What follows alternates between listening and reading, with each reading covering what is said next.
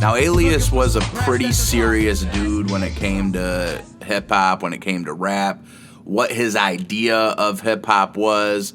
He was very strict about it. He was like, if you think about, like, religion, like, you know, Catholicism, Islam, Judaism, he was like an orthodox hip-hop artist, pretty much. Like, he had this box of what hip-hop is and what it isn't.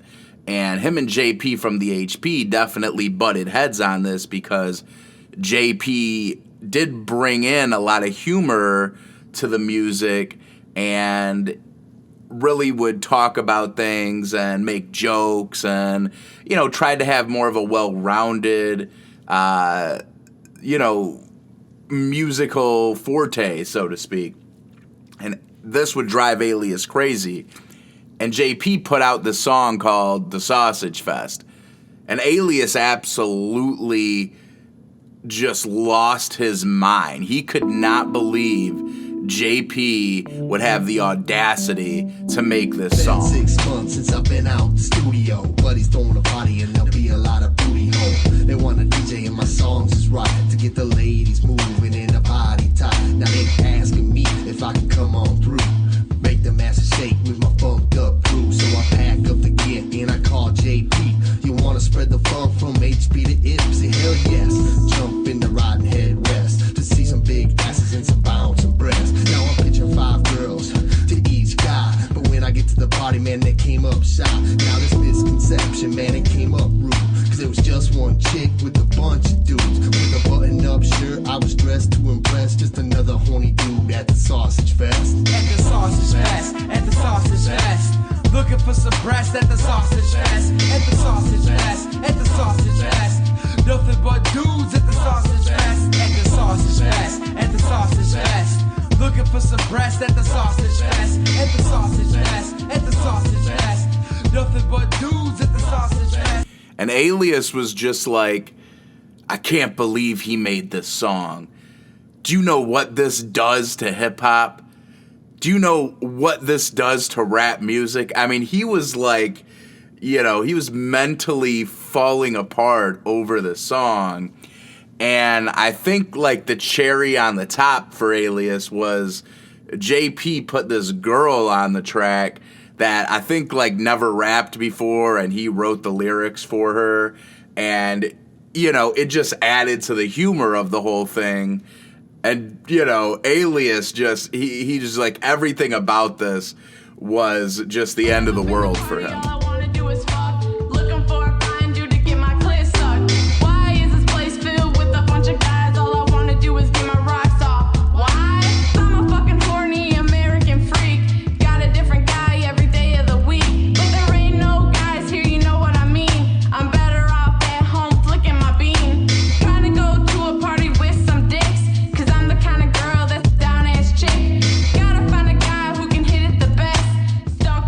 So now that Alias has all of us on this label and he's really trying to do all of the managerial duties of making sure we have shows and things are kind of more structured and organized, he's trying to get us on shows and everything like that.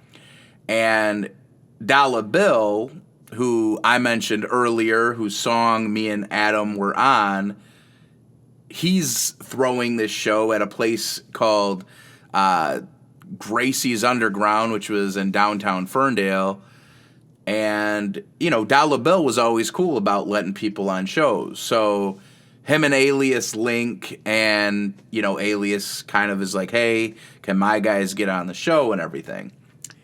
And slowly, this went from a Dollar Bill show that, you know, we were on as guests to Alias fully Suge Knighting this show, taking it over completely, getting all the door money, and almost as if Dollar Bill was a guest on the show and it was like an OMP Alias production. It was next level, like, gangster shit that he pulled off. and he named it the Save the Neck Jam. He was still rocking this neck brace. To this day, I don't know if he ever actually broke his neck or what the hell was going on, but that was his whole thing. That was his, that's who Alias was. You see a dude with a hoodie and a neck brace on. So that was his identity. So at this point, my confidence has rebounded a bit. I'm feeling like I could take on more. I'm trying to, contribute the most that I possibly can to this label, right? To Alias, to the other rappers, producers, everyone involved. I want to be as much of a team player as possible. And so I decide, hey, me and Adam, we're going to do the longest set we had ever done. I think it was 7 to 8 songs, when usually anytime me and Adam performed, it was really just 3 songs. So, short and sweet, and we would pretty much be doing the same, 3 songs that we usually do. We had not really broken out any of the new songs that we had been working on the past summer. We had just released the Stereo Killers album in the spring, right? And that was still in circulation, really getting a following. I think it was one of the biggest shows that we were part of, where a big portion of the audience was there to see us. From the, again, I'm saying success in a very, small means, just because of what had happened before that. This was the first time that we put out music and it really had gotten attention, more widespread, and again, people paying for our music, people paying to come to our shows. So we had a lot of people there. And I'm just, like I said, my confidence is kind of back here. So I'm like, yeah, we're going to do these songs. And I'm also like, hey, Jada Kid, he doesn't have a hype man. I'll be his hype man. I'll learn his songs, right? I'll learn his songs like The Night Before. It's no big deal. So not only am I taking on more of my own songs in terms of performing than I've ever performed before, now I'm taking on someone else's songs whose songs I've really never listened to. And I'm just like, in my head, again, this is the problem with my ego, is the second you start feeding it like a little bit, this thing is out of control and just has no self-doubt and no self-awareness of any of the consequences of my actions. So I'm biting off way more than I can chew. And you'd think that would be bad enough, but I'm thinking not even to practice me and Adam's songs. I'm thinking, hey, we recorded these songs, we made these songs, I should just know them by heart. Even though we had spent the whole summer making all new music, I don't think we were listening to the Stereo Killers album, really, because we were so focused on doing new things. So, we start performing, and things go south pretty quickly, where I just completely forget my words. Lord. And one of the songs that was the worst was Lord, Please Forgive Me, from the Stereo Killers End of the Beginning album. I want the hats, I want the shoes, I want the pants, I want the jewels, I want the rings, I want the chain, I want the bling, I want the fame, I want a boat, I want a jet, I want to smoke, I want a bed, I want the girls, I want the sex. Lord, please forgive me. Really, all I'm asking is to be able to pay my phone bill and scrape enough money to live inside of my home still. Landlord's knocking, I'm all out of options, feeling a choke and still fiending to smoke. Priorities skewed on this guy, he gets high even though his life's inside a twist tie. If I could only get back to the track, do you know where it went? As of now I'm far too bent. Lord, send a couple angels or a couple cents so I could buy myself a 40 and a pack of cigarettes. In a perfect world, every man would have his girl, and you be guaranteed that $1 million when you got out of college. I want the cash, I want the clothes, I want the cars, I want the hoes, I want a ball, I want it all. Lord, please forgive me. I want a pill, I want an ounce, I want to kill, I want to bounce, I want you to feel what I'm about. Lord, please forgive me. So we make it through the chorus, which I think is partly because of Adam, really, because I was just like, he would start saying something and then I'm just kind of going off of it. And, we say, Lord, please forgive me after every line. So it's almost impossible to forget that part. But then it comes into my verse and, this is where I really completely blank in terms of what my verse was. Lord, please forgive me for what I'm about to commit. Right now I'm on some shit the fattest kid couldn't stomach. I'm a plummet tail faster than a falling star, and sell every bit of my soul till I'm balling hard. Not involved with God, I'm involved with drugs, involved with people whose problems get solved with guns. I hate who say they hard, even ones who think it. No, I never shot a gun, don't be the one to jinx it. Fuck around and catch a permanent pink slip. You in some deep shit, hope you think on your feet quick. Another man on his last wit, don't get your ass kicked. About to leave you shirtless, hatless, no shoes and pantless. If you got it, drop it. What you think this a joke? Give me all your fucking money, bitch, I need this to smoke. Even jacking your bottles to the store right fast. I guess I just called another case of the poor white trash. So instead of remembering any of that, I just end up freestyling, and it's just a mess because, you know, not only do I have a bunch of people there, this was our big moment. I got people, you know, filming us, and I mean, I can't even, like, that feeling was so bad, it almost doesn't feel real to look back on. And then by the time I'm, like, supposed to perform and hype up Jada Kid's set, like, I completely messed that up. I did not know any word. And, yeah, it was a big fuck up on my end. I was totally unprepared for what I thought I was, like, able to do without question. And, I mean, that feeling, here it is again, just the fucking world falling from underneath me. Like, what the fuck did I do? What the fuck happened? And I just go in the back of the club, and I'm just like sitting there, I'm just down, and shout out to Benefit, man, because this dude did not know me at all. I mean, he just joined the group. I don't think me and him had ever met at this point, and he put on an amazing set. Like, he was just a really good performer, and he was one of the older dudes out of everybody. I'm 18, I'm not even of drinking age at this point. And so he's like, he comes over, man, he's consoling me. He's like, man, don't worry about it. Shit happens. He's buying me beers. So out of everybody, I mean, you know, and me and Adam, and I've realized this, I don't think we really vocalized our feelings towards each other when we were mentally going through shit. So Adam wasn't really there for me, but again, I don't think Adam knew, like, what I was going through. He also didn't really give me shit about how I performed when he very well could have. But I was just a mess. I went home that night. I was just super upset. You know, I feel like I let everybody down, let myself down. And Alias made sure that he let me know. You know, Alias, the leader of this whole thing, you'd think maybe, you know, like he would kind of give me some positive critiquing or, you know, something, but he just goes into lecture mode, and he starts, you know, he's basically saying, I let everyone down that's ever existed, man. You let me down, you let Adam down, you let Jada Kid down, you let Benefit down. And then he starts, like, going on this rant about Benefit, which, you know, didn't even, like, make sense to me because none of us really knew Benefit that well.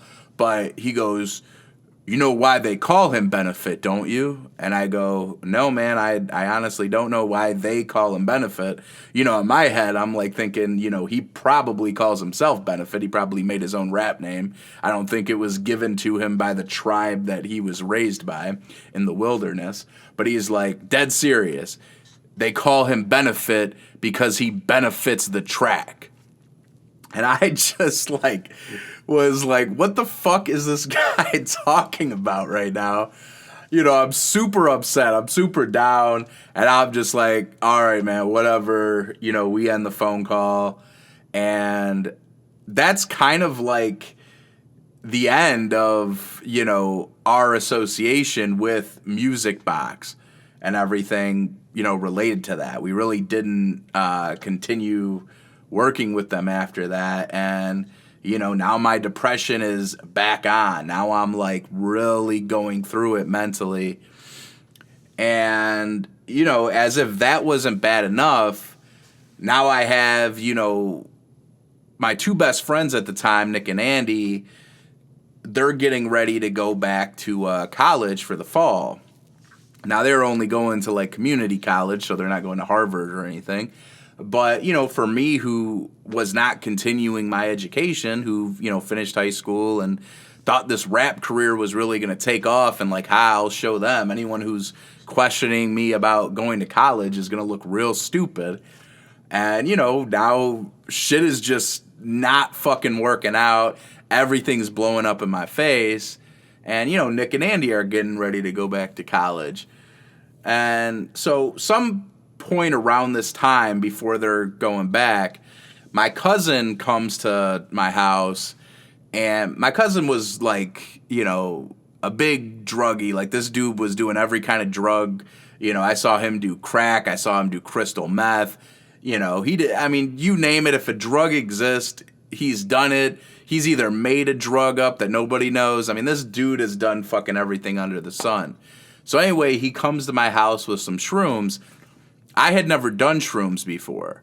So, I was like, from what I heard about it, it was like just supposed to be some fun thing. People laugh a lot on it, whatever. So he goes to give me some, and I think he gives me like an eighth. I mean, it was like 3 stems, 3 mushroom heads. So it was like probably way more than I should have taken for my first time. And I like realized after I take them, fuck, dude, my dad's about to come home from work. Like, I don't know how I'm going to react to this shit. So I got to get the fuck out of here, right? So I just like leave my house. I leave my cousin there. That's his problem now. Like, he can figure it out. So I just end up walking. And I see this guy that I went to high school with that I did not know that well. Me and him were not friends, really. But I just fucking get in his car, and I'm like, dude, I don't know what to tell you, but you got to take me somewhere. So he starts driving around with me, and he's like, man, I got shit I got to do, dude. You got to find, like, something else, somewhere else to go. So I call up Nick, and I'm like, Nick, man, I need to, like, chill with you. I need to be with you, like, while I'm going through this until I come back down. I don't know how I'm going to react to it. So Nick's like, all right, man, meet me at, whatever middle school. This is where my little sister's at. We're going to pick her up, and then I'll take her home, and then we'll, hang out. And so we do all that, and, he drops his little sister off at home, and then we just start driving, and it's him, Andy, and his girlfriend at the time, Sarah, who was also one of my friends. And, they always smoked weed all the time. They, at this point, hadn't done, any psychedelics. So they really didn't know what it was like, and they didn't know what it would be like for me. But they're probably thinking I'm going to be like how I was on weed, which was very funny. I would laugh a lot. I would be very entertaining. And so, they're smoking weed. We're driving around. And all of a sudden, I know that it hits me because I'm seeing like an American flag in the distance, and it looks like gigantic, like takes up the entire fucking sky. And I'm like, there's no way that is really that big. So that was like the first thing where I was like, oh man, here it comes. And so, it's just, I start like seeing shit like that. I'm not feeling good. Like, I'm not in a funny mood. I'm not laughing. I'm just kind of super fucking scared and nervous. And, so they're driving me around, and they keep kind of asking, hey, are you ready to go home yet? I'm like, no, man, you guys got to, like, keep me. So I'm just staying with them the whole time. And, they're like, well, me and Andy got to go to OCC to buy books and sign up for our classes. So, if you're going to stay with us, then you have to go in there with us. And this is, like, what really fucked me up, right? Because, I had this insecurity that I think was in my subconscious. I don't think consciously I was insecure about not going to college because I had been so sure that this rap thing was going to work out. But, again, all this is building up to all this shit, and so much is going wrong. And now I'm sitting here in their, in OCC, in their community college that they're signing up for, and I'm like outside the bookstore in the hallway, and everything's fucking super green. I don't know if shit was actually green, if they had some green shit going on, but it seemed like the entire world was green. And I'm sitting there outside the bookstore that they're getting their books from in the hallway. There's this mean-looking security guard that looks like he's eyeballing the fuck out of me the whole time. And the whole time, I'm just like, I'm freaked out. I'm thinking, man, like, I'm such a fuck up. Like, you know, they're going to school. Why am I not going to school? And I'm just like, all these negative thoughts about, like, myself are just flowing into my head. Like, I can't, like, you know, I can't help it. And, you know, we end up leaving, and then we go to get something to eat at Mr. Pita, or whatever the fuck it was called. And this is like, I'm fully tripping balls now. Like, the fucking floor looked crazy. Like, everything looked like all fucking wavy and shit. And, you know, I don't know how to explain it, but it was just, everything was like so fucked up looking. And eventually, like, you know, it goes to the nighttime and they just, you know, take me home. And it's like, I'm just, you know, fucking in a bad mood. I just feel depressed and shit. Like, I'm not, like, goofy, so it's not like I was nervous to be around my dad or anything, or my parents, because it's not like I'm, like, laughing or acting silly. I'm just, like, you know, I feel like shit. So I just go straight to bed, and I stayed in bed, like, for 3 days. Like, this was probably the biggest depression, or one of the biggest depressions I've ever went through in my life. You know, all that shit had fell apart with Kyle Resto earlier in the year. Then, you know, the show that was supposed to be this big show that we did was an absolute disaster because of me. And then now all these feelings are coming to the surface because I'm not going to college with these guys. And I'm like, man, like, that was probably the closest I ever was to, like, thinking about suicide. And I'm just in such a dark place. But, you know, sometimes when you're in a dark place, the greatest moments of creativity come out of you. And that's when I wrote Status, which would become one of what I think are my best songs. And it seems like that's kind of a shared opinion from anyone who listens to my music. You ain't as smart as you say you are. You get out my face and stop looking at me like I came from outer space. It's enough, I feel out of place in this part of town. Oh no, it's him again, honey, turn your car around. They got a problem, like how dare you smoke that cigarette in front of me, it's my ear too. Nah, I can't hear you, keep on screaming like it's gonna make me change, yeah, keep on dreaming. I'm sorry, I forgot how perfect you were. Whatever I do, I won't amount to you, sir.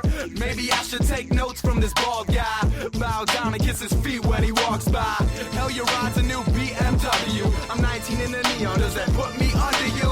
It just seems no matter what I do, how hard I try, I'll never get respect from you. How come everywhere I go, everyone that I see never seems to like me? How come everyone that I meet, every person I talk with, someone gotta talk shit?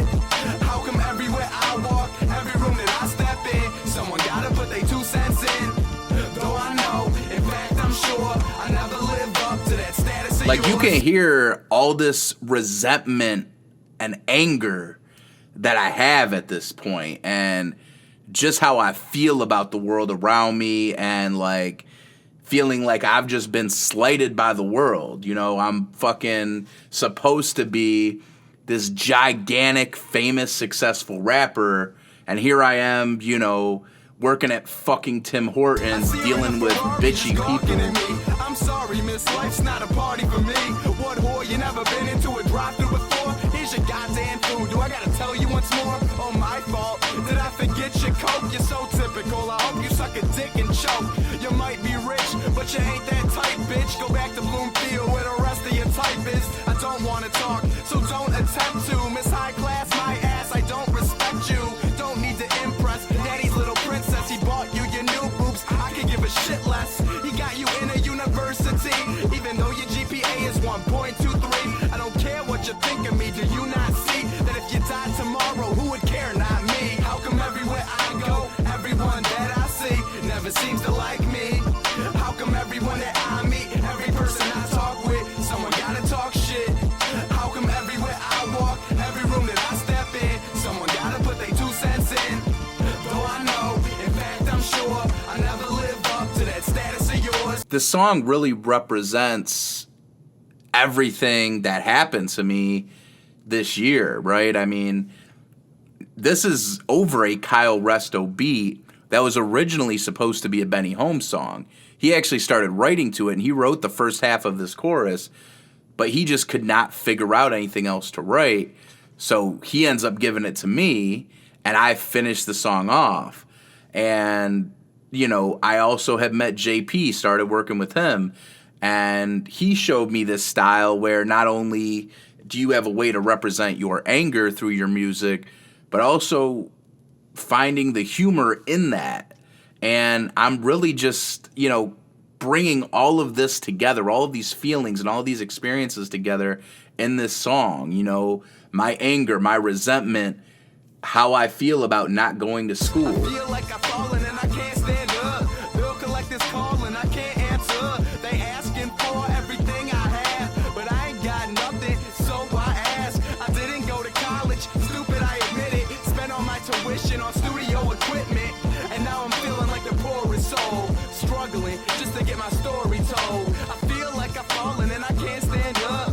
Bill collectors calling, I can't answer. They asking for everything I have, but I ain't got nothing, so I ask. I didn't go to college, stupid, I admit it. Spent all my tuition on studio equipment, and now I'm feeling like the poorest soul, struggling just to get my story told. How come everywhere I go, everyone that I see never seems to like me? How come everyone that I meet, every person I talk with, someone gotta talk shit? How come everywhere I walk, every room that I step in, someone gotta put their 2 cents in? Though I know, in fact I'm sure, I never live up to that status. And even Kyle Resto, after our falling out, after it feeling like he pretty much did not like me, he even reached out to me and told me how much he liked the song and how he thought it was like my best song. So even though we never got the big record deal and we didn't go on some international tour, our faces weren't on the cover of Rolling Stone, what did happen is I found my voice. I found who Tony Payola was as a rapper. And Tony Payola was never meant to be the hero. He was never meant to be the good guy. Tony Payola was a villain.